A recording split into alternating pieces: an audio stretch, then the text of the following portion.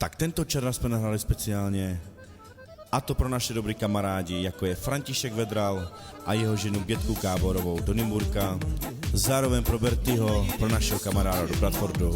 A máme tady posledního, a to je náš bráška Kladno pro Peťu Mizera. Takže čau kluci.